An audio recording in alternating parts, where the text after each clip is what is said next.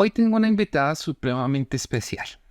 Quiero darle la bienvenida a este nuevo episodio, tal vez de los más esperados y los más inspirados. Y digo inspirados es porque realmente siento que todo nació a través de un pensamiento.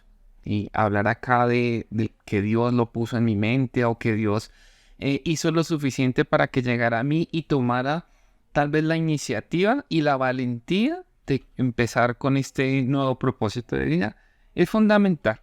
Y creo que esta invitada me lo va a confirmar, que realmente el propósito nace y vive siempre en función de algo. Tal vez del reconocimiento, lo que significa uno llegar a entender o llegar al menos a decir que uno es empático. Porque normalmente uno dice, es que la empatía la generalizaron, la resiliencia la generalizaron. Y cuando hablo de la generalizaron no quiere decir que la hayamos normalizado. Siempre nos han dicho que la empatía es equivalente a póngase en los zapatos del otro. Entonces cuando hablamos de empatía sería bastante elocuente mencionar si realmente sabemos cómo empatizar o sabemos realmente lo que significa entender a la otra persona. Hay un concepto que es muy fundamental, que es el mapa de la empatización, pero luego lo veremos con más detalle. Hoy quiero darle la súper bienvenida a esta mujer maravillosa que Dios puso en mi camino desde hace muchos años y tal vez que me ha enseñado, o no tal vez, puedo estar seguro, que me ha enseñado un montón de cosas desde su propia vida sin que realmente ella dentro de su propósito lo tenga. Es de las personas que inspira y motiva realmente. Voy a dejar que ella misma se presente. Me parece interesante preguntar a mi gran invitada, ¿quién eres? Hola, buenos días.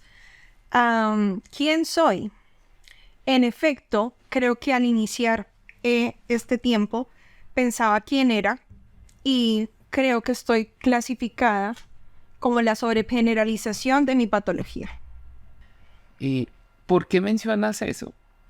Básicamente, creo que en los últimos tiempos, como pacientes en cuidado paliativo, dejamos de ser nosotros mismos para estar encajados en un código clasificado en este caso por la CIE-10.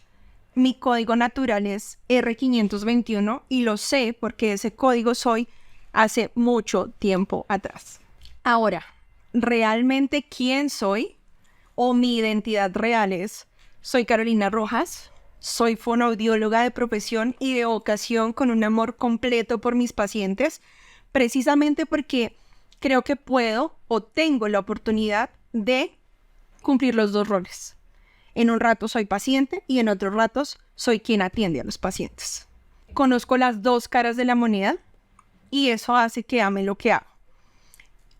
Y también, cuando les hablaba sobre la sobregeneralización de una patología, tengo algo que se conoce como monoparesia de miembro superior derecho, que si quiere sonar más sofisticado se llama parálisis de Erbs-Duchenne, que fue quien la descubrió, y básicamente es una lesión en el momento cuando yo nací, porque el médico me terminó literalmente de sacar de la barriga de mi mamá como un pollo desde el brazo, despegándome toda la cadena nerviosa y generando una cantidad de daños y secuelas que vivo hasta el día de hoy y que no conozco la complejidad, sino cada vez que va pasando más tiempo dentro de esta patología que podemos tener muchos, pero que en este caso es desconocida y que en realidad es una población muy pequeña.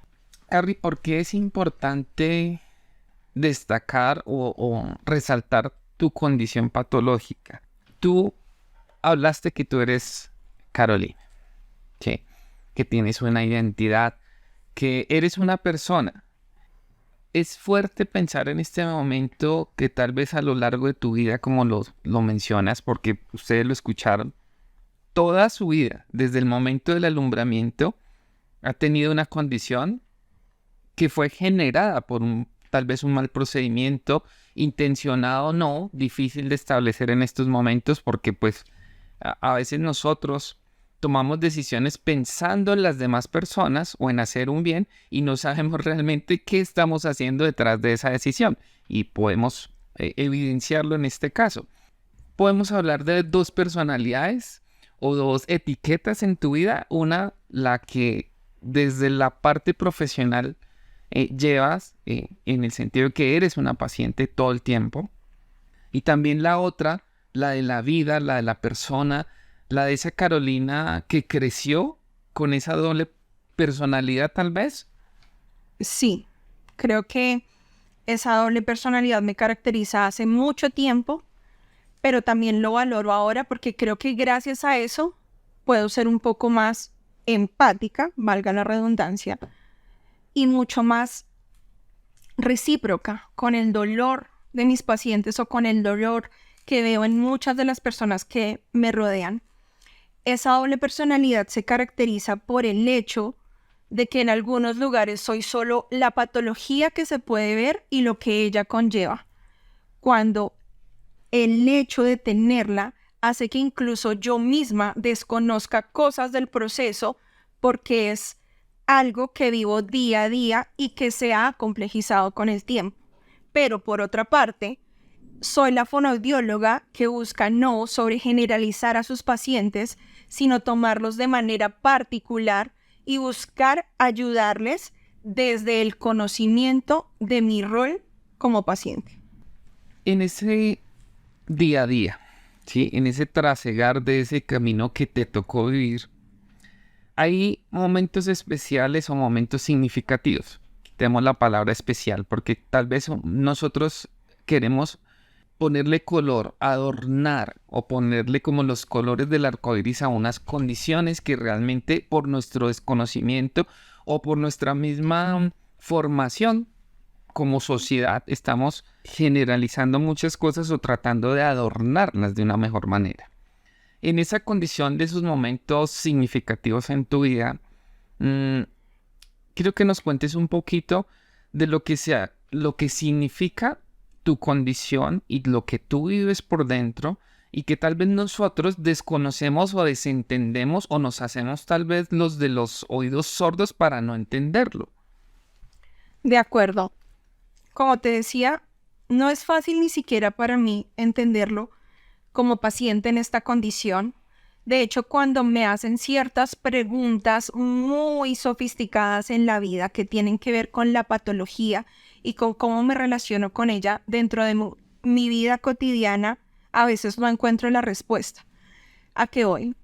Esta es una condición que yo no elegí vivir.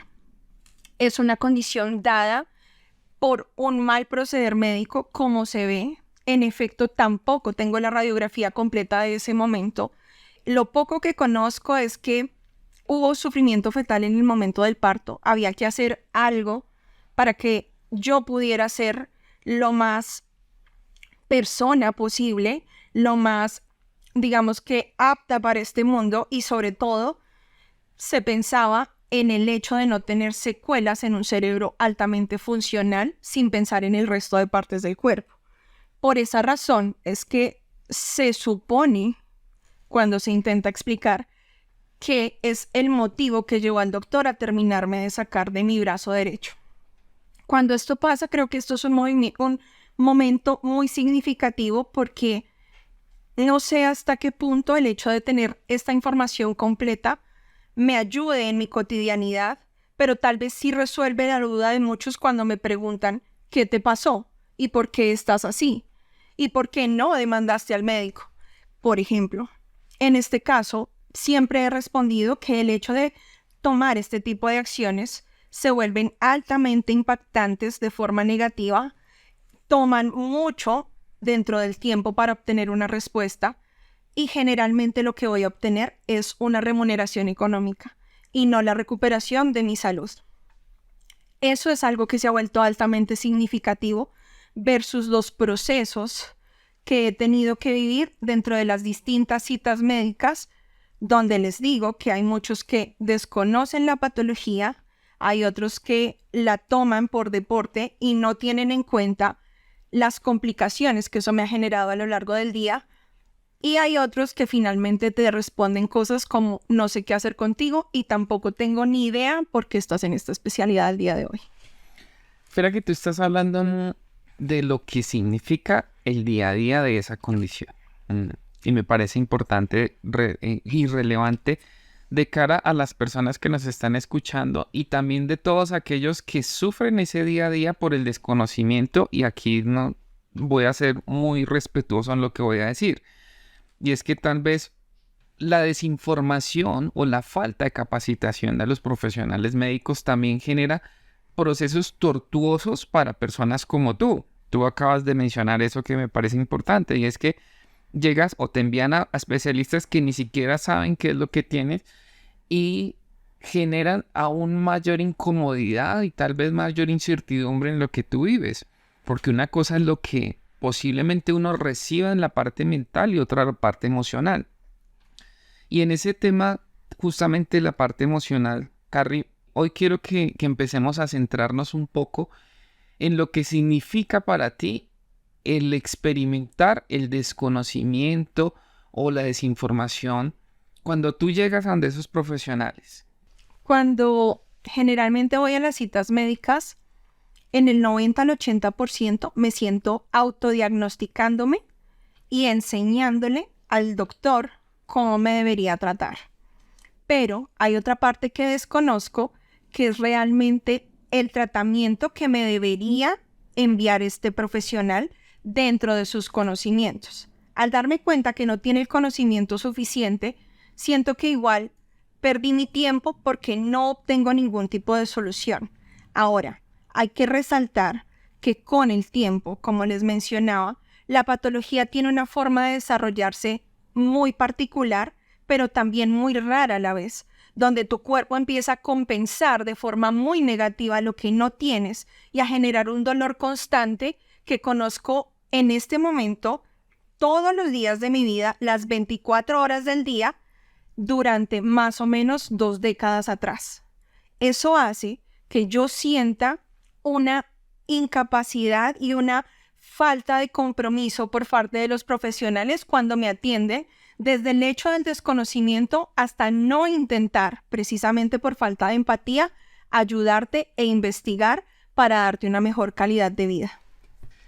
Entonces, Carrie, el hecho de que tú estés consciente de lo que tienes no hace que las otras personas también lo estén, porque tú nos estás mencionando eso de la parte médica o la parte clínica. Creo que esa parte científica debería estar obligada a entender. Y es claro que son muchas enfermedades, son muchas patologías, muchos diagnósticos, técnicas, todo lo que podemos hablar en torno a esto. Pero más allá de esa situación, quiero que quitemos la etiqueta del profesional y veamos que del otro lado también hay personas. ¿Tú crees que como personas somos capaces de entender a una persona que ha vivido toda su vida con dolor? No. Creo que es muy difícil, como mencionabas al inicio, haciendo la analogía con entender el dolor del otro, el hecho de ponerme en los zapatos del otro, simplemente porque tus zapatos no son mi talla y los míos no son tu talla. Entonces, si lo hacemos literal, no funciona. Eso mismo pasa cuando tú intentas explicar y entender, o más bien generar algún tipo de reciprocidad en el otro conforme a tu dolor.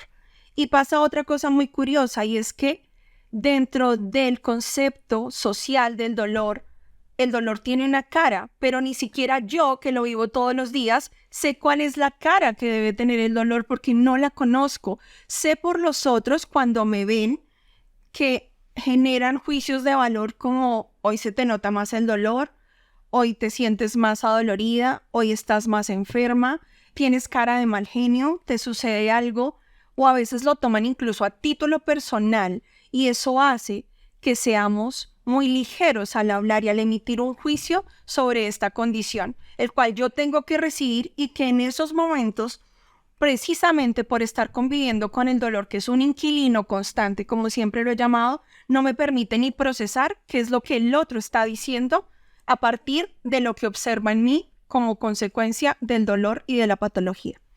Tú mencionaste algo que me parece muy relevante y es ponerle una cara al dolor. No sé si socialmente está permitido el que entre más mal visualmente sea una persona, nosotros lo consideremos como que está más vulnerable o más afectado por su condición de dolor. Pero, Carrie, si tú me lo preguntas en este momento, yo que te conozco hace tantos años, pero si en este momento me presentaran a esta persona que me dirán, mira, Carolina, una amiga, yo diría, ay, no, ella, yo la veo normal, que de pronto tiene alguna condición en el bracito, y yo sería el imprudente que diría, ay, ¿qué te pasó en el brazo? ¿Estás enferma? ¿Te caíste? ¿Te golpeaste? Y sería uno de los imprudentes, porque yo no te veo o como te ven las demás personas. Si algo quiero de pronto dejar acá como mensaje es que nosotros nos han dicho siempre que uno no sabe con la sed que otro vive y que uno va por la calle viendo a las personas, van caminando, van de pronto con sus audífonos o van en el transporte público y yo te veo así como una persona normal, común y corriente, pero tú nos estás contando desde lo que realmente tú vives. ¿Será que nosotros no somos capaces de lograr percibir que una persona tiene una condición? O tal vez seamos egoístas en el sentido que no somos capaces de empatizar porque siempre estamos pensando en nosotros mismos. O tal vez porque la misma sociedad nos ha enseñado que tenemos que estar viendo a una persona vuelta nada, literalmente para que generemos empatía o generemos incluso lástima. Yo creo que, volviendo al tema de la cara del dolor, creo que finalmente el dolor no tiene cara, o sea, no tiene una cara específica, un gesto específico, una emoción específica y menos una apariencia física, como muchas veces lo hemos querido relacionar, tal vez porque en muchas películas y en muchos lugares nos han hecho pensar y redimensionar el dolor como tener una cara para que realmente el otro considere que tú lo estás viviendo. Ahora, también creo que es muy fácil querer preguntar al otro desde diferentes perspectivas.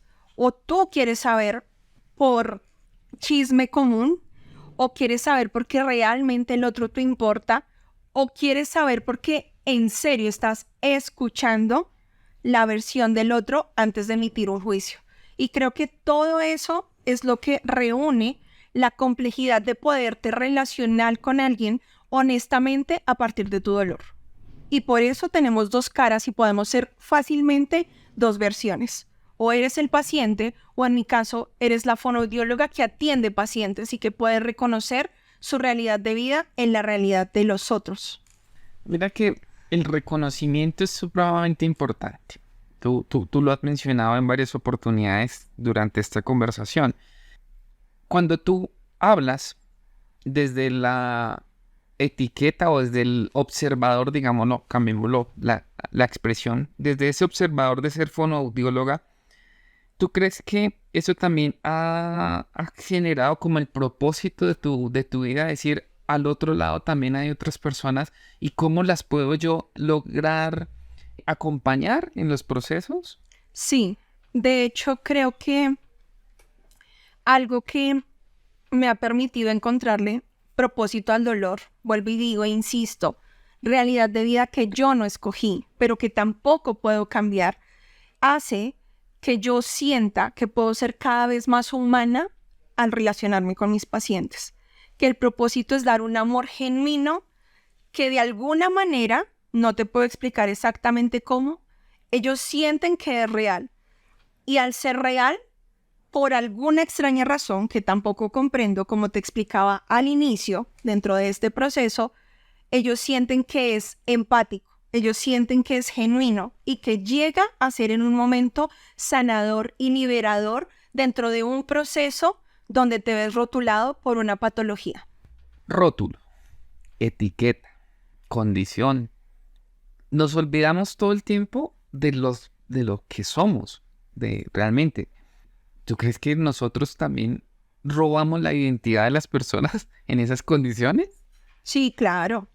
De hecho, pasa algo muy particular y es que cuando tú abres tu corazón de la forma más genuina posible, uno, no sabes en qué forma lo procesa tu receptor de la información y dos, inconsciente o conscientemente te vuelves el rótulo de tu patología para esa persona. ¿A qué me refiero? Entonces, Hay cosas como juicios de valor de no puedes hacer, te está doliendo mucho, necesitas un mayordomo para hacer las cosas, porque eso también es lo que empiezan a percibir y a expresar desde la ligereza para hablar sin ni siquiera conocerte en tu rol de vida. Entonces, sí, obviamente yo pierdo mi identidad normal de ser esa persona que no evidencia físicamente tener una cara de una patología que simplemente arrasa con tu día a día, arrasa con tu cuerpo y con tus pensamientos y que netamente te permite actuar desde lo que eso significa en tu vida, no por la prioridad que tú le das, sino por la energía que el mismo dolor y la condición de enfermedad te genera. Mencionaste ahorita el mayordomo. Uy, me pareció una expresión fuerte y creo que inconscientemente, desde el mismo desconocimiento, uno podría llegarlo a pensar. O sea, ¿qué significado tiene para ti el tema del mayordomo en tu vida? Yo entiendo la validación de la expresión desde el hecho que necesitas ayuda para tener calidad de vida. Pero hay algo que yo siempre he pensado dentro de mi forma de vivir y de hecho siempre he hablado con Dios, porque creo en Dios y hablo con Dios permanentemente. No sé si de la forma ortodoxamente correcta, pero lo hago y para mí es muy importante. Entonces, dentro de ese relacionarme con los otros y relacionarme con Dios, poniendo el rótulo de necesitar un mayordomo delante de él, siempre he dicho y he pensado que no quiero llegar al punto en que mi enfermedad y mi dolor y mi condición avance como para realmente necesitarlo como una ayuda permanente para poder sobrevivir. Eso es lo que pienso de ese rótulo. Entiendo que la gente lo comparte de pronto desde el deseo de pensar en una ayuda extra, pero realmente no te están ayudando porque el deseo genuino de tu corazón es ser tan autosuficiente como el otro, independientemente que te cueste más energía, más tiempo y te cueste el hecho de programar tu cerebro de una forma súper especial para sobrevivir en tu día a día. Mira que eso tal vez podemos pensar en que sea como el instinto de protección de las otras personas, tal vez como que uno quiera ayudar a veces, pero que uno no sepa cómo. Y también en eso, en ese desconocimiento, y me incluyo, yo lo puedo mencionar, que a veces soy imprudente, porque de pronto ayudar a las otras personas por buscar una palabra o buscar una acción para la otra persona, puedo cometer imprudencias. Dentro de eso, que de pronto en nuestras conversaciones de tantos años, Carrie, cuéntame de pronto historias que sean significativas de esas imprudencias que tú hayas recibido en tu vida y que aún te sigan haciendo eco, resonando en tu mente. Ok, cabe aclarar que, aunque uno no quiera, este tipo de experiencias de vida, por alguna razón, el dolor te las muestra en una versión agrandada. Es como si tú no pudieras ver bien tu óptica porque necesitas ver desde las gafas de tu propio dolor. ¿Por qué? Porque te invade todos los días de tu vida. Entonces, teniendo en cuenta que estás sentado con la otra persona dentro de estas historias, bajo esta condición, eso hace que tú ya tengas algo de base que te va a permitir escuchar y ver de forma diferente. Es tan así que ese tipo de historias muchas veces quedan como rumiantes en tu cerebro, como el caso del mayordomo, como el caso de escuchar un médico que te dice simplemente tu condición de vida puede cambiar conectándote a un neuroestimulador y conectándote a la corriente todos los días de tu vida a las 7 de la noche y haces de cuenta que simplemente te vas a sentar a ver el noticiero, que vas a depender de una toma corriente para que tu vida sea mejor, pero que no te garantiza un cambio completamente significativo en tu condición de vida. Pero podemos hacer una prueba que hace que tú tengas que tomar decisiones a la ligera, tengas que hacer un juicio de toda tu perspectiva acerca de cómo vives, qué debo hacer, qué no debo hacer, qué quiero hacer, y eso hace que tú constantemente pienses y tengas de forma automática el deseo de no querer seguir construyendo realidades de vidas futuras con un cuerpo enfermo. Ahora, ¿qué otra opción de historia puede haber? La más común y es, no tienes cara de enfermo. Yo no te noto nada. no te veo nada, te ves supremamente saludable. Yo anhelo con mi corazón que así como los otros me ven, mi cuerpo realmente se pudiera sentir, porque mi cuerpo por dentro está cansado. Mi cuerpo por dentro tiene una cantidad de cicatrices que se asemejan a las palabras de los otros, independientemente que no tuvieran la intención inmediata de hacerte daño, sino de ayudarte.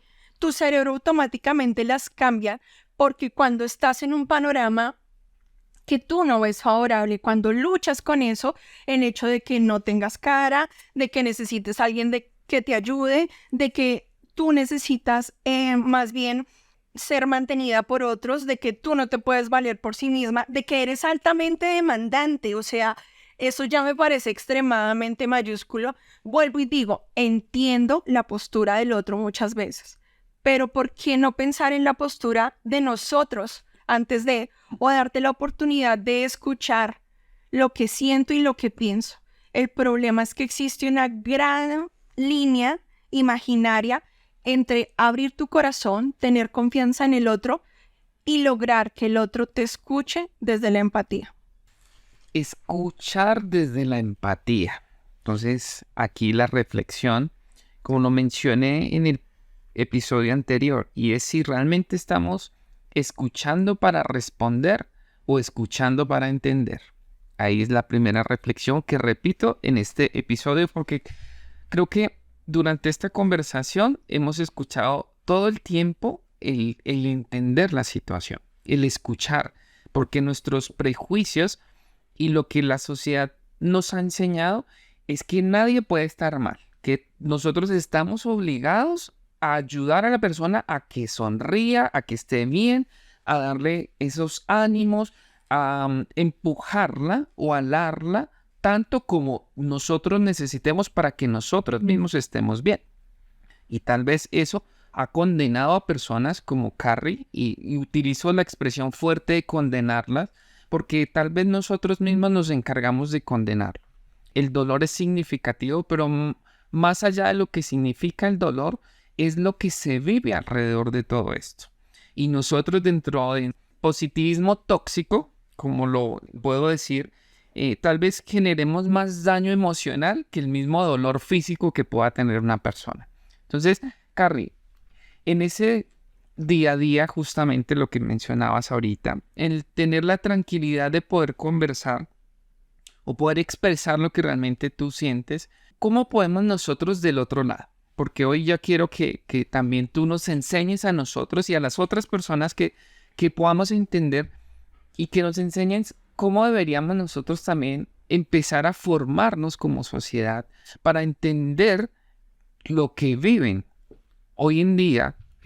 Voy a utilizar palabras un poco displicentes, y es que se habla mucho del lenguaje inclusivo, de la inclusión, pero creo que estamos muy lejos de todo eso. Y tú que lo vives del otro lado, ¿qué podríamos enseñarle hoy a personas como yo? Lo primero es que hay que entender que el dolor te hace alguien netamente programable en todos los sentidos de tu vida. Es decir, cómo te relacionas, cómo actúo, qué acciones ejecuto, qué digo, qué no digo.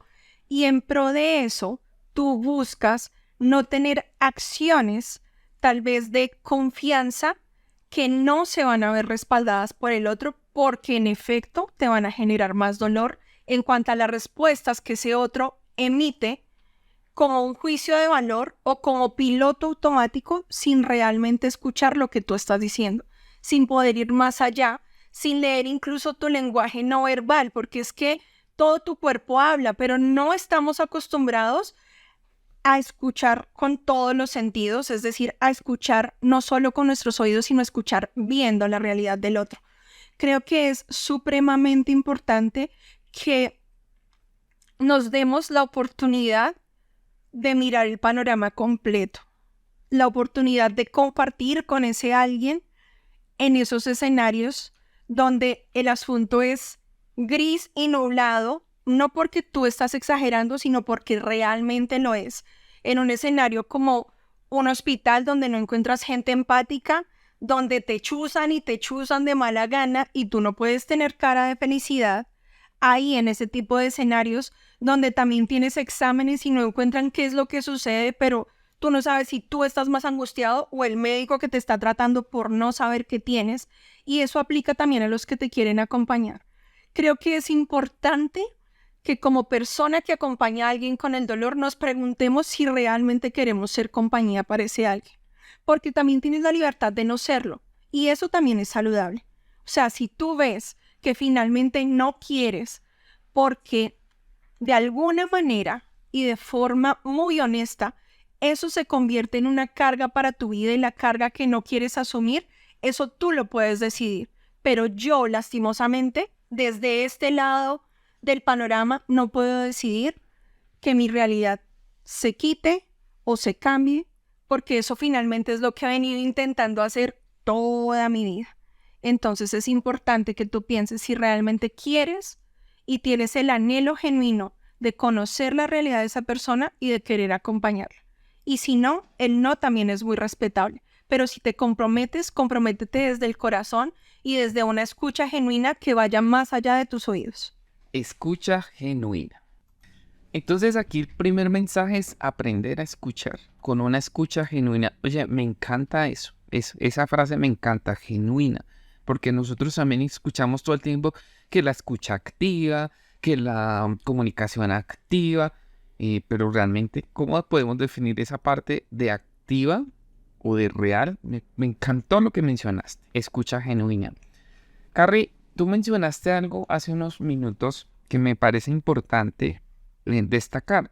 Y es que nosotros normalmente, dentro de las imprudencias que cometemos, está el tema de las respuestas, disculpen lo que voy a decir, las respuestas espirituales o la retórica eclesiástica de mencionar a Dios en todas nuestras conversaciones. Y cuando hablo retórica, disculpen la expresión, es porque respondemos así, ¿sí? Entonces, cuando a uno le preguntan que cómo está, bien, gracias a Dios, bien, ¿ok? Es parte de la retórica porque realmente no lo estoy sintiendo. Pero tú mencionaste algo que me parece importante y es desde tu vivencia. Tú mencionaste que tú conversabas con Dios. Entonces, en esa parte espiritual, tal vez nosotros en nuestra condición, hemos escuchado muchas veces en conversaciones de pasillo, sobre todo los que hemos vivido procesos en instituciones, que es que, es que las personas que tienen alguna condición o una patológica es porque tienen algún conflicto o un pecado, ¿sí? O una deuda espiritual. ¿Cómo ves tú esa parte? Pues si yo empiezo con el mismo patrón de todos, que es bien, gracias a Dios, y eso se responde en piloto automático. Dentro de ese piloto automático también te puedo decir que uno, soy supremamente pecadora si eso se compara en una balanza versus mi nivel de dolor y versus la complejidad de la patología. El problema es que no sé qué tantos pecados me son ocultos o cómo los puedo medir en una balanza, porque el dolor me abruma de tal manera que si lo mido bajo ese ojo de la espiritualidad, del pecado, de no orar lo suficiente, de no acercarme a Dios, de no creerle a Dios, tiene que ser muy complejo, o sea, a tal punto que lo que te digo, yo desconozco la cantidad y el nivel de mi pecado medido bajo el grado de dolor que mi cuerpo sí experimenta y que para mí sí es tangible. He aprendido también con el tiempo que Dios no me ama menos por ser una paciente adolorida y que aparte de eso, Dios no ha dejado de tener la potestad en efecto sobre la enfermedad, sobre el dolor, pero hay momentos en que no pasa y está bien. Eso no quiere decir que el carácter divino de Dios cambie, simplemente que por alguna razón que yo desconozco y los otros también, a lo cual no tengo respuesta y no sé si la voy a tener, hay un proceso en esto. Hay un proceso, hay un propósito, debo vivir con él, no va a desaparecer de la noche a la mañana y creo que también tener esa conciencia real de que pueda que las cosas no ocurran como yo anhelo en este momento relacionado a la espiritualidad, y es que un milagro pasara. Realmente, más que anhelar un milagro, en este momento anhelo tener calidad de vida. Y si eso tampoco pasa, anhelaría que las cosas cambiaran y que, como puse hace un par de días, pueda ir a visitar la tierra donde fluye leche y miel. Es decir, eso es algo que suena como un sarcasmo, pero que es real. Dios refiere que cuando tú estás en el cielo, vas a llegar a la tierra donde fluye leche y miel. Por eso hago referencia a esta analogía y para mí es importante y es válido expresarlo de esta manera porque suena moralmente correcto. Seguramente no oídos de todos, igual digo, estoy rotulada porque el hecho de mi espiritualidad no es lo suficientemente potente, poderosa y lo suficientemente genuina, con un grado de compenetración tal vez en mi relación con Dios, porque en teoría hace muchos años no ocurre. He orado mucho por el tema, muchos han orado conmigo, hasta incluso desistir de no saber qué decirle a Dios al respecto de mi salud y de mi vida, pero yo sí he visto cómo el milagro es amar a otros desde el dolor, el milagro es caminar la milla extra y el milagro es tener la virtud de ser extremadamente generosa. Y eso no lo digo solamente yo, he aprendido a conocerme a través del dolor y eso es algo de las características positivas que esto me ha dado, pero que al hecho de compartirlo con otros, lo que Dios dice que se debe cumplir a cabalidad, que es amar al otro como a ti mismo, se está cumpliendo aún en medio del dolor. Mira qué importante eso, Carrie, y es el tema de esa conexión, ¿sí? Porque normalmente los que somos, y me incluyo, y lo digo muy potentemente, los que somos tal vez débiles espiritualmente, siempre le echamos la culpa y cuando tenemos alguna adversidad o una condición, decimos es que Dios no me escucha, estoy peleando con Dios, es que no existe o no, lo que tú mencionaste, que no he durado lo suficiente o no he tenido el convencimiento realmente y tal vez el milagro que estoy esperando no es el que yo quiero, sino tiene otro propósito. Entonces como que nosotros también nos llenamos de eso y como sociedad tampoco estamos preparados a un nivel de espiritualidad real, lo pongo en esas palabras tal vez, de empatizar con lo que se está viviendo. Y pues si yo lo pudiera decir en este momento, Carrie, pues si uno ve realmente, a ti te provocaron esto. Entonces uno diría, no es que la persona nació ahí, sí, es que Dios lo dispuso así, pero no, o sea, lo que tú estás viviendo es terrenal y tú no naciste con eso, a ti te lo provocaron en el momento del parto. Entonces uno podría decir, no es que Dios la castigó desde el mismo nacimiento, si uno viera con esos ojos, ¿no? Sí, totalmente de acuerdo y de hecho me pasa mucho, o sea, la realidad es que soy parte de un error médico. Que si fue a propósito, que si fue necesario, que si no, no lo sé. No lo sé y no lo quiero saber. Porque simplemente me complejiza más el hecho de seguir pensando en encontrar el porqué. Y hace mucho me cansé de luchar con encontrar el porqué, cuando hasta el sol de hoy, 37 años después, no lo he encontrado. Creo que la relación con Dios va más allá y es personal y no se basa netamente en lo que Él puede hacer por mí, sino más bien en lo que Él me enseña a través de todo este proceso. Y eso me ha permitido tener gratitud con todo lo difícil que puede ser en medio del dolor. Gratitud por creer y tener la convicción clara de poder ser más humana en un mundo como en el que hoy vivimos. Tú acabaste de mencionar algo importante, el ser humana, ¿sí? Y eso lo hace a uno vulnerable, frágil. Tal vez esas palabras que uno no puede mencionar. Y en esa vulnerabilidad no quiere decir que uno sea una persona mala. Porque tal vez nosotros pensamos que una persona que sufre es porque lo merece. ¿Sí? Y no sé, ¿tú crees que las personas merecemos realmente el dolor? No, no creo que lo merezcamos, pero también cuando uno piensa en cuanto a la parte anatómica, el dolor existe como una condición de supervivencia. No sé cómo explicarte cómo funciona eso con propiedad suprema, pero es una condición que te avisa que algo no está bien y realmente te permite, de alguna manera hipotética, encontrar algo que está mal y darte la oportunidad de repararlo, cuando así las circunstancias y la medicina y lo que hay al alcance ahora de tecnologías, de médicos, de especialistas, te permita hacerlo posible.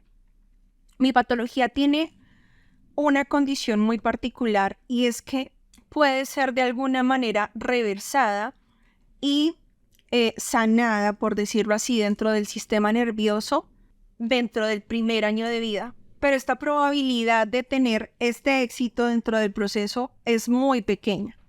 Cuando eso no ocurre, si tú buscas en el Dr. Google y en la literatura, las complicaciones y las secuelas que deja en general para tu vida son nefastas y así lo menciona la literatura.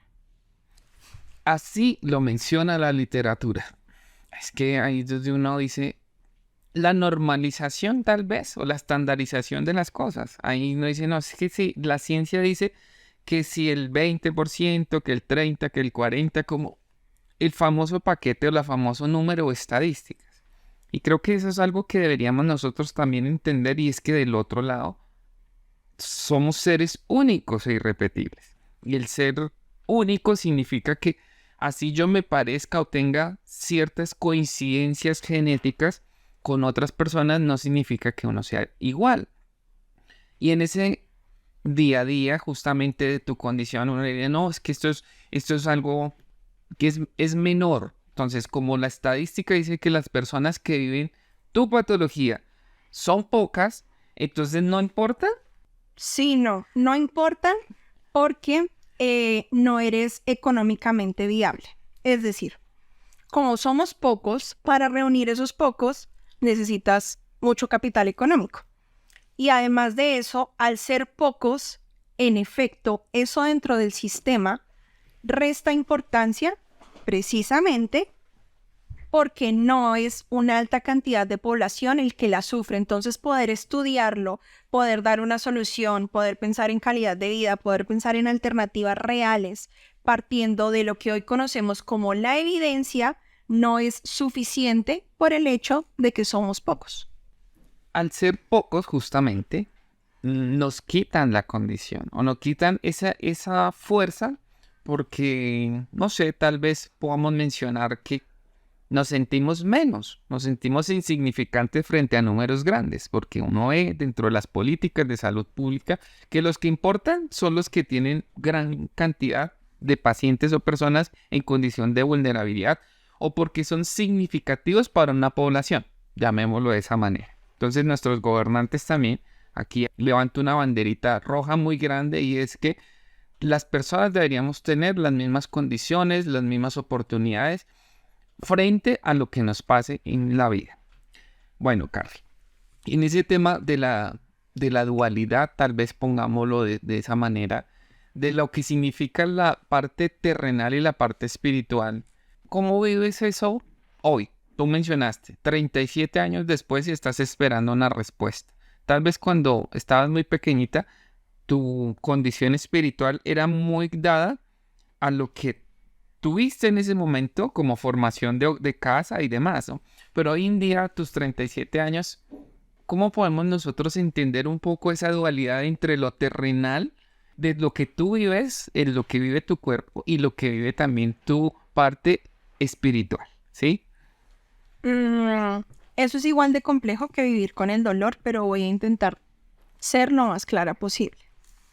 Resulta que dentro de tu relación con Dios, tú debes tener un sello personal, porque es personal y única como lo somos todos. Independientemente que nos identifiquemos con una patología, como en este caso estamos haciendo referencia, o con alguna condición en particular que tengamos en nuestra vida, eso no hace que todos tengamos un patrón generalizado de cómo relacionarnos con Dios.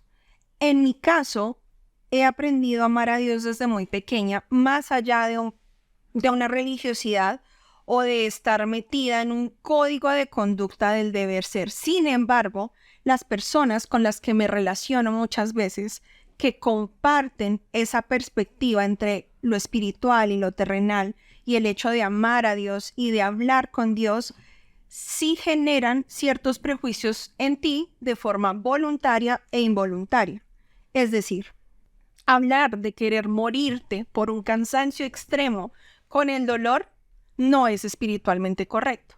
¿Por qué? Porque Dios es el dueño de la vida. Por consiguiente, pues digamos que debo seguir esperando la respuesta de lo que los sucesos, la patología y mi forma de vivir generen con respecto a mi relación con Dios.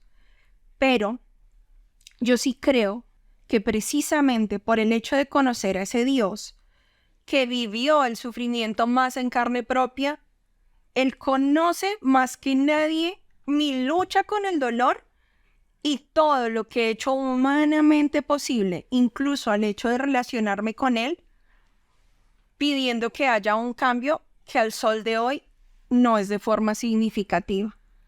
Él hace que yo pueda continuar de alguna manera por su gracia, dándome batería extra para vivir el proceso, pero realmente si tú me preguntas qué anhela mi mente y mi corazón, es que estos sucesos y realidades de vida, en cuanto a tener mucho dolor, en cuanto a no saber qué es levantarse un día sin dolor y en cuanto a ver las complicaciones de la patología, realmente terminaran como cuando tú chasqueas los dedos y dices, estoy en un cuerpo nuevo, no me duele nada, puedo hacer todo en piloto automático, que es lo que generalmente humanamente hacemos, porque la grandeza de Dios así lo permite dentro de los criterios que hemos tenido en esa misma espiritualidad. Pero ¿qué cuando no pasa? ¿Qué cuando no hay un milagro? ¿Qué cuando no hay un cambio? ¿Qué cuando tú te relacionas con Dios y esperas y a veces en efecto sí sientes por la misma óptica que el dolor te da que tu oración no pasa del techo? Que Dios sufriera momentáneamente de hipoacusia, es decir, su incapacidad de escucharte de forma genuina, como hablábamos antes, porque es tu perspectiva. No digo que Dios no lo haga, pero realmente Dios sabe que la perspectiva que te da el dolor de su relación con Él es muy distinta a la que se consideraría espiritualmente correcta. Me encantó esa frase, espiritualmente correcta. Tal vez lo que nosotros como humanos, nuestra parte carnal y nuestra mentalidad terrenal, hace que querramos siempre hacer lo que espiritualmente sea correcto, bajo nuestros mandatos, nuestros propios mandatos. Y nos olvidamos también de la esencia misma de lo que significa empatizar o lo que significa acompañar a una persona.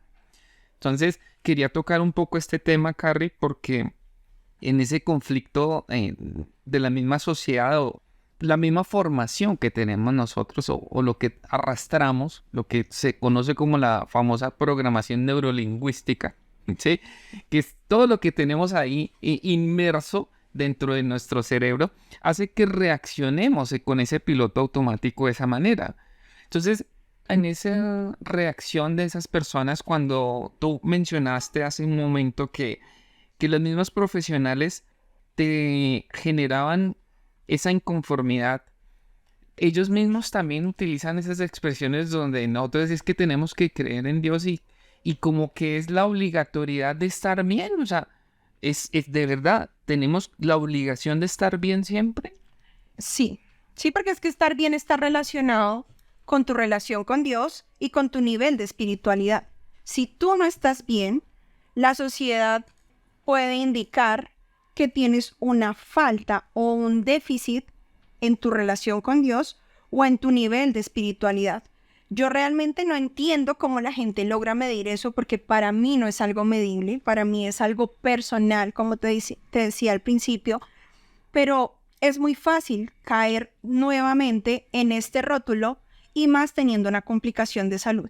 Cuando tú tienes una complicación de salud, los rótulos son: tú no oras lo suficiente, tú no tienes una buena comunión con Dios o tú no te sientas a escuchar a Dios. Tú le has preguntado, ¿qué quiere Dios de ti? ¿Cuál es el propósito de esto? Y si me preguntas, no tengo ninguna de las respuestas a nada de lo que te estoy diciendo. Simplemente es algo que lo he escuchado y que, como decíamos, es algo que queda en tu interior de forma inconsciente porque el dolor hace que tú tengas pensamientos rumiantes de forma recurrente por el hecho de la óptica que este mismo te genera. Es como cuando tú tienes unas gafas, pero las gafas no te permiten ver bien, o se les rompió un lente, o el lente está lleno de niebla, tú no puedes ver con claridad y tú ves a partir de lo que ese lente te aporta a ti, porque tienes un déficit. En este caso, tienes un déficit que anhelas que se llene con tu espiritualidad, pero que eso no ocurre.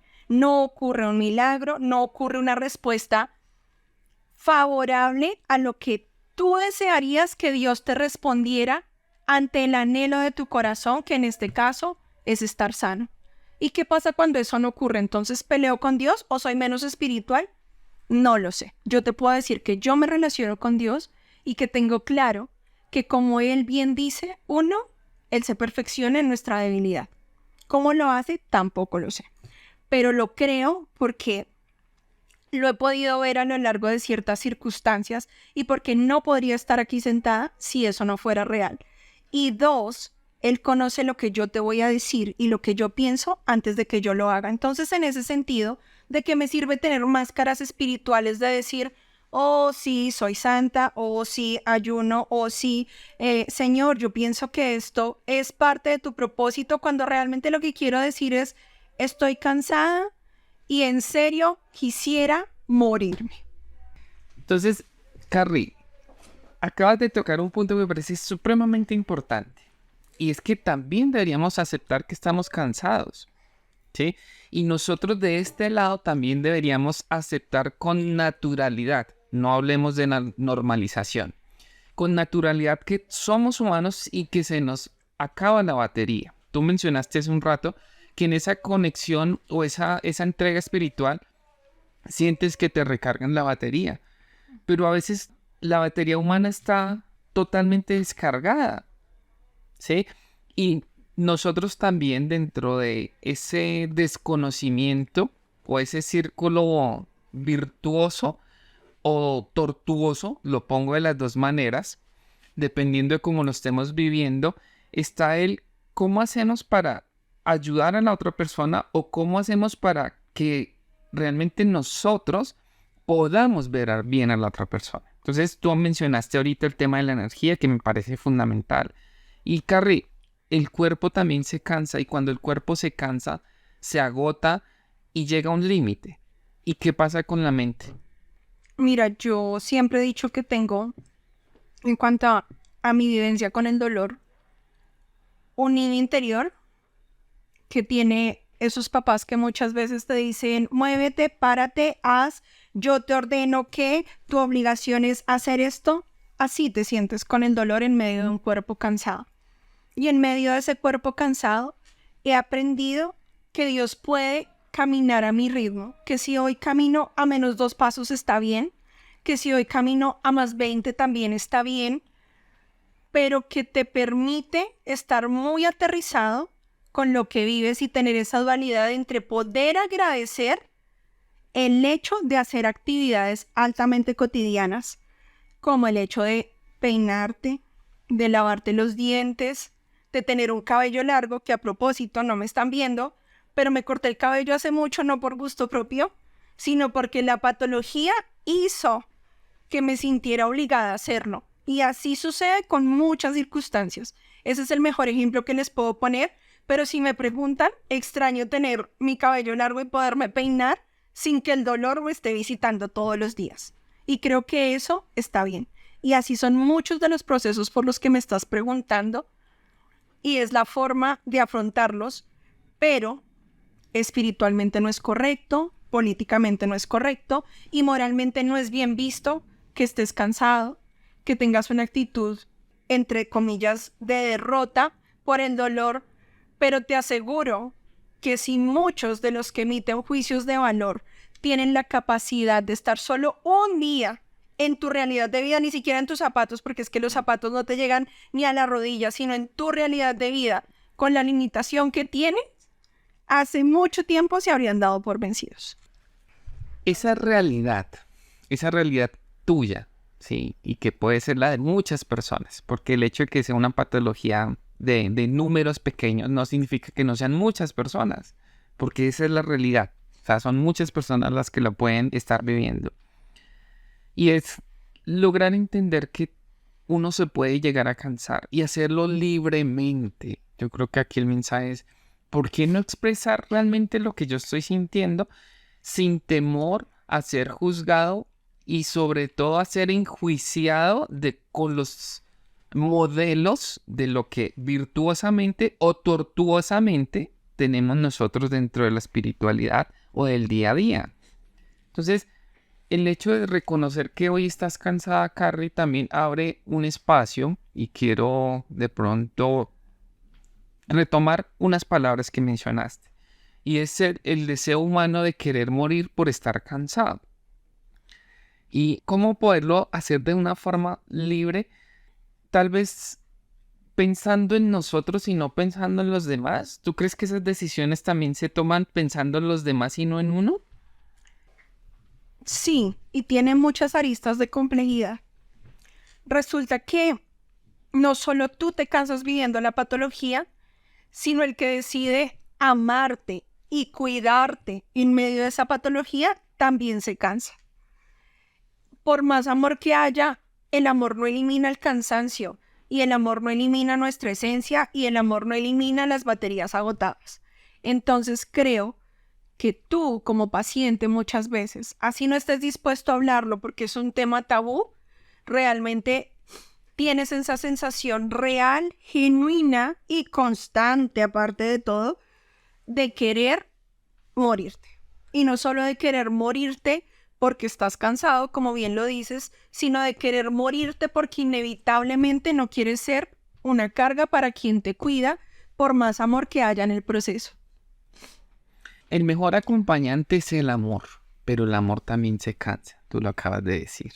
Y no porque se agote el amor, sino porque la parte humana se cansa. Entonces, cuando uno habla o trata de hablar estos temas, creo que hay frenos naturales. No sé por qué nosotros también tenemos el freno de que no podemos hablar de esos temas. Siempre nos han dicho no se puede hablar de religión, política y muerte, ¿sí? Y hemos tocado estos temas aquí, lo que es políticamente correcto, espiritualmente correcto. Y ahora yo diría lo que puede significar el hablar con libertad de un deceso, una muerte, la dignidad en esos últimos momentos. ¿Qué podríamos mencionarle hoy a las personas que de pronto tengan en sus pensamientos ese tipo de pensamiento, valga la redundancia, y que lo pudieran llegar a hacer, a tocarlo con libertad? ¿Tú crees que podríamos hacerlo? Creo que es algo que está, como bien lo dices, muy rotulado porque no es moralmente correcto, porque no nos han enseñado el validar el cansancio como una emoción más y como algo genuino y como algo que también se puede llegar a vivir. Pero no solo eso, sino también creo que hay rótulos en este proceso también. Y aquí el rótulo es no ser lo suficientemente agradecidos. Tú empiezas a hablar con la gente de verdad, quisiera que Dios se acordara de mí, que es otra forma de decirlo muy común, y te estás refiriendo a la muerte como tal, y eso no está bien visto. O sea, no eres lo suficientemente agradecido con tu vida. Siempre va a existir alguien que tenga una condición de vida peor que la tuya y tenga otras condiciones, pero creo que el dolor nunca se debería comparar o menospreciar junto a otro que tenga exactamente tu misma condición, porque todos los procesos, como hablábamos ahorita, son distintos. Entonces, en ese sentido, creo que es importante que pensemos que el otro habla desde su propio cansancio, que el otro habla de insistir en el hecho de tocar opciones, de tocar puertas, de orar, de buscar tratamientos y no ver algún resultado significativamente positivo. Entonces, tenemos un libre derecho a cansarnos y tendríamos que tener la oportunidad de normalizarlo, tanto nosotros como pacientes, como el otro lado que te quiere escuchar con una empatía genuina. En ese reconocimiento de la escucha, hace un momento nos mencionabas el tema, digamos, de la empatía realmente genuina y de lo que significa el tema de la políticamente correcto o espiritualmente correcto. Voy a tomar esas palabras del otro lado de la atención médica. Cuando hablamos de la atención médica, siempre hemos escuchado que los doctores o los médicos hacen el juramento de salvar la mayor cantidad de vidas y su prioridad es la vida. Pero, ¿cómo podemos definir nosotros qué es vida? Tú mencionaste calidad de vida, que me parece importante. Y ¿será que nosotros también en esa formación queremos tener la tranquilidad de que tenemos que agotar todo lo que científicamente esté disponible para que podamos sentarnos a tomar decisiones después de eso? Sí, yo creo que la sociedad, la declaración juramentada de salvar la vida a toda costa, en esas condiciones en particular, donde tu situación actual médica no cambia, sino que a la inversa se ve cada vez más afectada y tu cuerpo y tu mente y tus emociones se ven cada vez más comprometidas de una forma negativa, eso debería ser suficiente para que los médicos tuvieran otra óptica y consideraran más bien el hecho de normalizar o de regular el considerar la calidad de vida del paciente con características de enfermedad negativas, como el hecho de buscar cómo no prolongarte la vida bajo estas circunstancias. Acá hay dos conceptos que son fundamentales. Prolongar la vida a toda costa, dejan a un lado la calidad de vida de la misma persona. Entonces también acá el mensaje es, si las decisiones que estamos tomando o que debamos aprender a tomar, deben tener el equilibrio entre calidad de vida y prolongar la vida, porque aunque suenen similares, para mí, Yesid Parra, hoy lo digo, son totalmente opuestas, porque hay muchas de las decisiones que las toman por prolongar la vida, pero van en detrimento de la calidad de vida de la persona. Entonces, y nosotros también, los que estamos acompañando a los pacientes, debemos ser conscientes si las decisiones que tenemos que acompañar a tomar al paciente tienen un significado especial que vaya muy de la mano con la calidad de vida. Hay personas que me han dicho, aquí ya voy a utilizar un poquito las historias de otras personas, que por ejemplo los familiares toman las decisiones y el afectado, que es la persona o el paciente, nunca se enteró de la decisión o no fue partícipe de su decisión y eso lo condenó a morir en vida. Cuando yo digo morir en vida, es que tiene una vida o un cuerpo está aquí, pero no tiene calidad de vida. Entonces también la invitación es, como profesionales y como acompañantes de los procesos, sentémonos, tengamos una empatía genuina respecto a cuál es la decisión en calidad de vida que pueda tener el paciente. Bueno, Carrie, a mí me gustó mucho un estado que pusiste hace poquito y quiero que lo toquemos porque me parece súper bonito y es el deseo genuino de una persona espiritual que quiere trascender a disfrutar de la leche y la miel en ese magnífico lugar que nosotros mentalmente o espiritualmente somos. Ahora, hay una parte terrenal dentro de ese estado que me gustaría comentar y es como lo que hay en la vida. Allá nosotros hablamos de la leche y miel, pero es que aquí tenemos cosas que disfrutamos nosotros y son los perros de 1500. Sí, los colombianos tenemos algo dentro de la vida, lo que significa. Antes eran a 1000, después eran a 1500 y creo que de ahí para allá se nos olvidó un poquito. Pero el significado del perro a 1000, yo quiero que me lo cuentes un poquito porque me parece importante el significado de esa historia. Ok, como te decía antes, la tierra donde fluye leche y miel es la promesa del Señor de que si le conocemos y si le aceptamos en nuestro corazón y decidimos vivir con Él como nuestro Señor y Salvador, la promesa que Él hace para nosotros es vivir en una tierra donde no hay hambre, donde no hay desigualdad, donde no hay dolor y donde la enfermedad se va. Entonces, eso lo puse porque Dios sabe cuánto anhelo mandar la enfermedad, y en este caso mi patología en particular, a vacaciones. Me encantaría pagarle un crucero, no sé, a Jamaica, a las Islas Griegas. Ay, Y no que se tengo ni hundiera el idea. crucero. Y que se hundiera o se fuera al fondo del mar, como Dios también hace referencia a el hecho de nuestras iniquidades. Se pueden ir al fondo del mar, pueden ir a pasear. No quiero que habiten en nadie más porque no se lo deseo a nadie. De hecho, parte de lo que uno comparte aquí es que la idea es que tú no necesites vivir un proceso igual o similar para entender al otro. Y eso me parece supremamente importante. De ahí también salen los perros de 1500, que creo que ahora están a 5000. En realidad no recuerdo bien, pero esos perros de 1500 es porque en mi vida han sido de bendición dentro de esa espiritualidad. Me han permitido comer con gusto, hablar con honestidad, sin pensar en las calorías, si tiene una salchicha radioactiva o si realmente me hace bien o no. El punto es que lo disfruto. Y así como recuerdo que disfruto ese perro cuando lo compartí en momentos significativos, pude hablar como en este momento, pude hacer catarsis, pude orar, pude acercarme a Dios comiéndome un perro y un helado de chicle.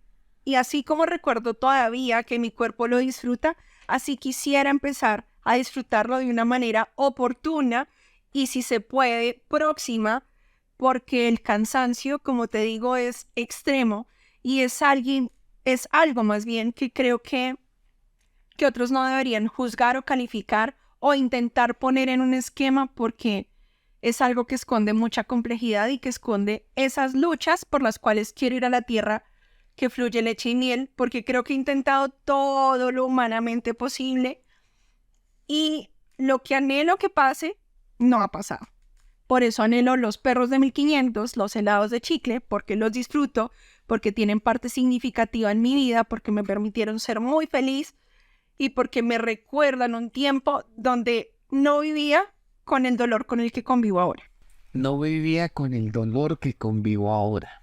Creo que esa es una de las cosas que me está haciendo suspirar en este momento, y es justamente el entender qué es lo que está viviendo la otra persona. El empatizar creo que va muchísimo más allá. Tú nos enseñaste cosas muy valiosas hoy, Carrie. Ahorita nos acabas de dar una que es muy importante. Y es que para entender a la otra persona no tenemos que vivir el sufrimiento de la otra persona. Debemos entender su corporalidad. Al inicio mencionaste eso que me parece importante. A veces las palabras sobran cuando realmente uno siente a la otra persona. Cuando uno tiene una conexión con la otra persona, no necesita que la otra persona le diga que está mal.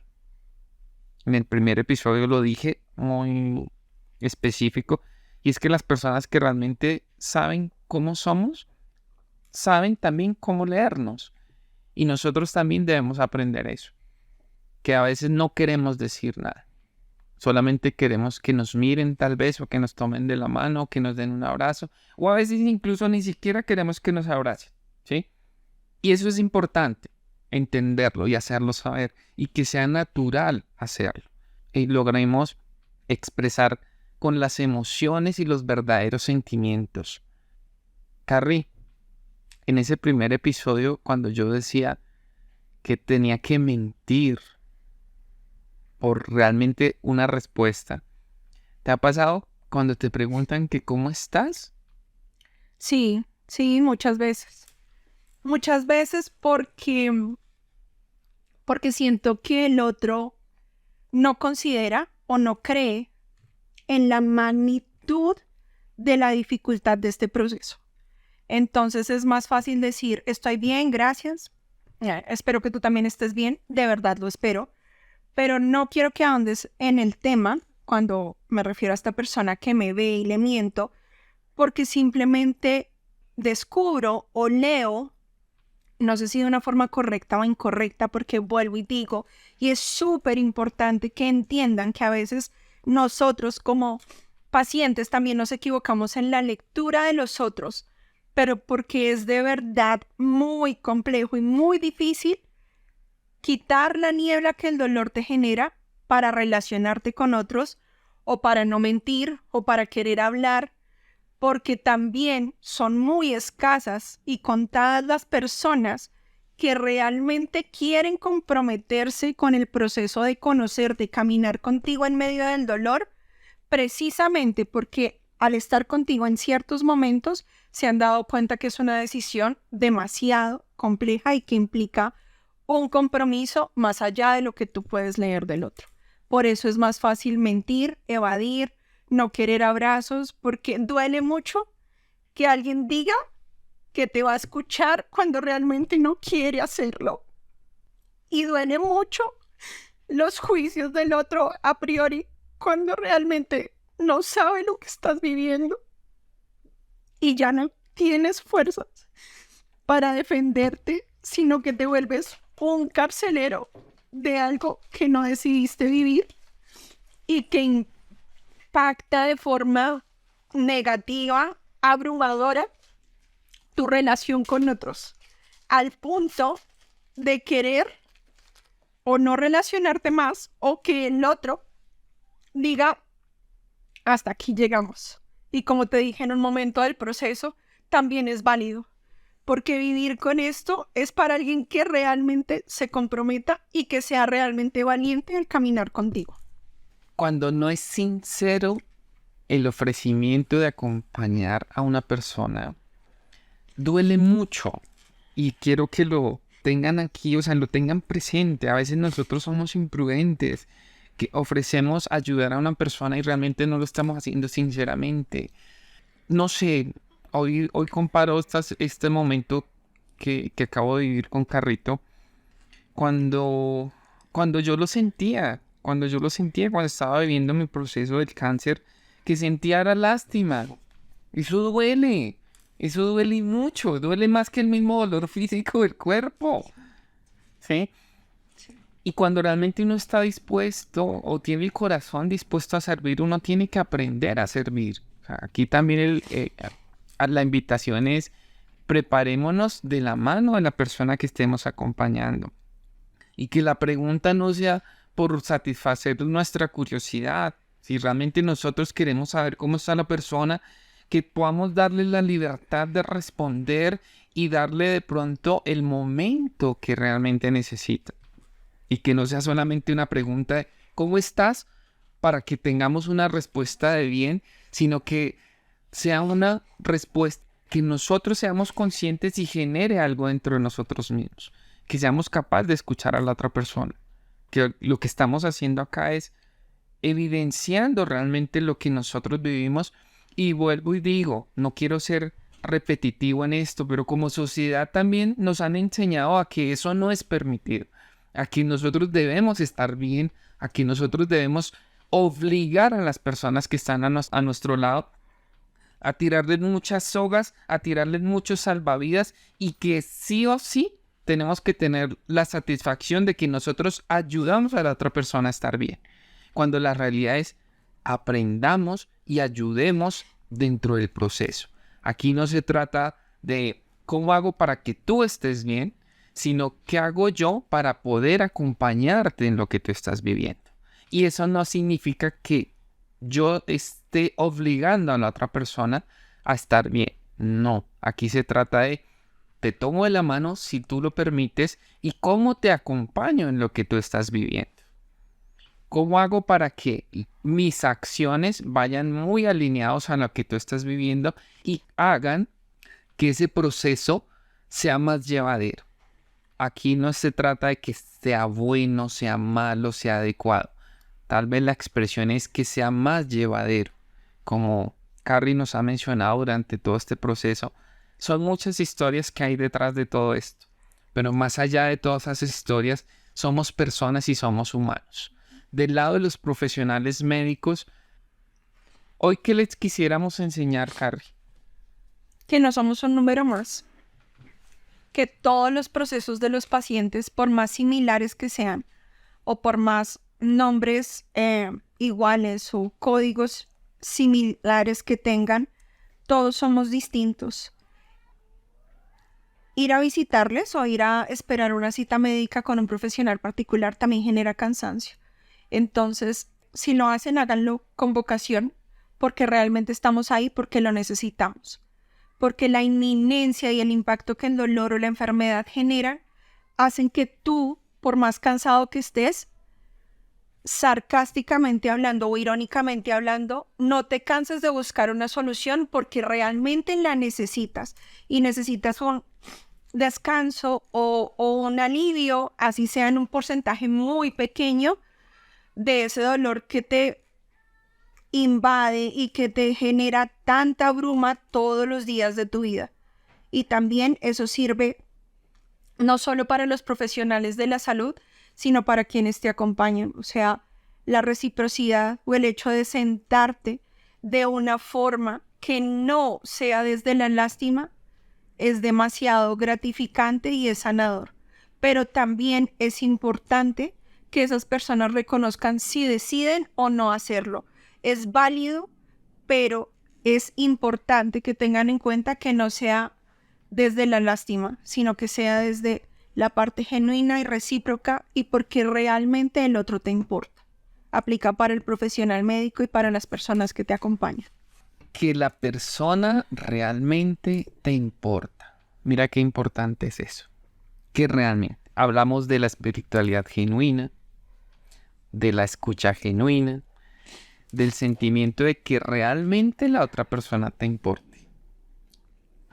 Esos son los mensajes que hoy realmente me parece que deberíamos tener en cuenta.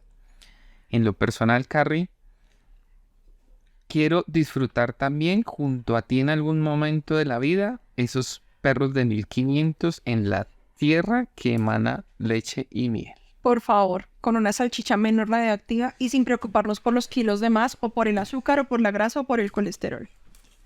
Y cerramos con el heladito de chicle. Excelente, que puede ser de otros sabores porque no a todo el mundo le gusta. Yo conozco a título personal gente que no le gusta el helado de chicle, pero sí le gusta el helado de almendra, que a mí personalmente me parece feo porque siento que sabe a Bactrin, que se relaciona con lo que estamos hablando y me trae malos recuerdos y malas sensaciones, pero es gratificante. Y también agradezco a Dios y a mis amigos por la oportunidad de estar aquí, porque finalmente el proceso sí te bendice por más duro que sea y la idea es continuar un día a la vez y que el otro realmente te importe. Si no es así, también puedes decir que no y está muy bien. Tomar decisiones basadas en lo que realmente es adecuado para acompañar. Si la otra persona realmente me importa, yo lo voy a sentir. Cuando me preguntan con sinceridad, también lo voy a sentir. Cuando soy capaz de responder con libertad de lo que estoy sintiendo, voy a sentir que realmente el que me está acompañando es parte de mi vida, es parte de mi proceso y no uno más que está satisfaciendo su curiosidad.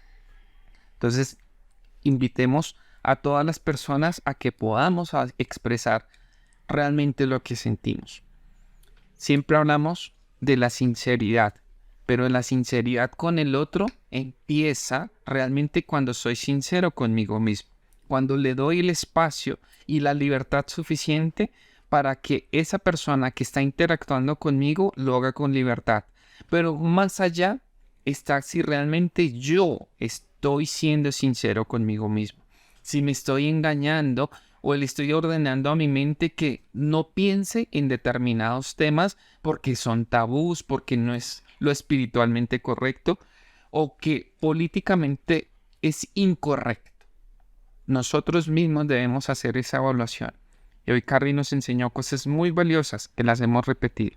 Y aquí el tema es cómo realmente nosotros empezamos a hacer que las cosas cambien para nosotros y para los demás. Porque el cambio realmente empieza por nosotros, pero cuando nosotros decidimos hacerlo. Carrie, ya para, tal vez no digo terminar, porque yo estoy seguro que en otra oportunidad te voy a tener conmigo, porque nos faltan muchísimos temas. Pero hoy, ¿qué le queremos decir a las personas que como yo queremos disfrutar de esos perros de 1500? Que yo creo y tengo la convicción plena de que los perros de 1500 en el cielo existen, que conocer a Dios en medio de este proceso es todo un privilegio que va más allá de la religiosidad y que Él es el Dios de los detalles pequeños que te motivan a continuar cuando la situación no cambia y cuando el milagro no llega, así lo anheles con todo tu corazón. Que finalmente las personas que te acompañan de corazón son una vitamina para tu cuerpo y para tu espíritu que no logran dimensionar, porque yo estoy segura que la gente que hace las cosas con el corazón no dimensiona la forma en que impactas positivamente a alguien en medio del dolor. Y que el hecho de actuar con esa genuinidad hace que el otro pueda tener un día mucho más llevadero y hasta de una forma muy clara tener cierto alivio y medicina en su cuerpo y en su mente porque se siente realmente amado en una condición que no decidió estar, en una realidad que no cambia y que ese alguien anhela que cambiara. Pero que también, si tú no sientes la empatía, como bien hablamos, la reciprocidad o la valentía en tu mente y en tu corazón de acompañar al otro, no lo hagas. Está bien que tomes distancia y está bien cerrar ciclos porque simplemente no eres compatible con muchas de las cosas que todavía generan prejuicio, como es el hecho de vivir en el dolor, de no tener respuestas y muchas veces de querer llegar pronto a la tierra donde fluye leche y miel y comes perros de 1500. Realmente estoy con el sentimiento de tranquilidad, realmente por lo que podemos hacer nosotros y tal vez el reconocimiento a esta gran mujer que está a mi lado. Y cuando hablo de la tranquilidad no es por lo que esté haciendo yo, sino la tranquilidad que me produce esta mujer tan magnífica. Y en ese escenario tal vez quiero despedir este episodio con el agradecimiento y la gratitud de poder vivir un día más junto a ella, porque es importante. Y aquí el mensaje para ustedes, especialmente para ti que estás escuchando o que estás viviendo, quiero que nos llevemos algo en especial. Y es, sea lo que sea y que tanto duela, deja de huir de eso. Atrévete a hablar de eso. Escribe sobre eso. Deja que el sufrimiento se convierta en tu inspiración. Y entonces podrás tener algo en lo que puedas creer. Pero para hacerlo realidad, existe tu única verdad. Debes enfrentar tus miedos y aunque nadie crea en ti, tú mismo aprende a creer. No renuncies hasta el último momento, porque ese último momento puede ser justo el que necesitabas para salir de allí.